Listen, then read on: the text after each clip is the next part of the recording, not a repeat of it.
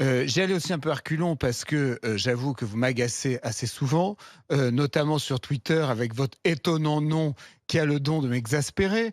Et Je suis désolé, hein. vous aviez fait un tweet contre ma modeste personne, mais je ne sais Ah. plus ce que c'était. Donc Moi comme non plus, quoi j'ai oublié. ça Je m'a le pas retire. blessé. Voilà, ça m'a pas blessé parce que je ne m'en souviens plus et C'est bien. je ne l'ai pas retrouvé. C'est Bon. bien, c'est bien. Mais j'ai trouvé donc ce livre assez intéressant, je dois dire.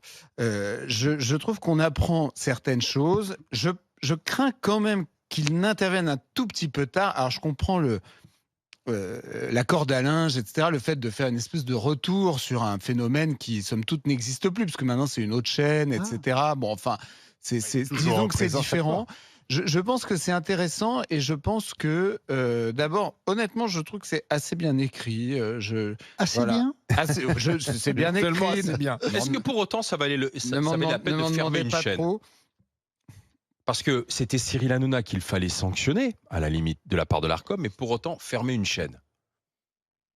J'ai pas une opinion extrêmement définitive. Quand on regarde la décision de l'Arcom dit les débordements de Cyril Hanouna sont un problème, l'irrespect du cahier des charges en termes de production est un problème, et parce qu'on dit que Cyril Hanouna c'est des audiences et donc de l'argent, les déficits chroniques de C8 sont un problème. 700 millions d'euros en 10 ans.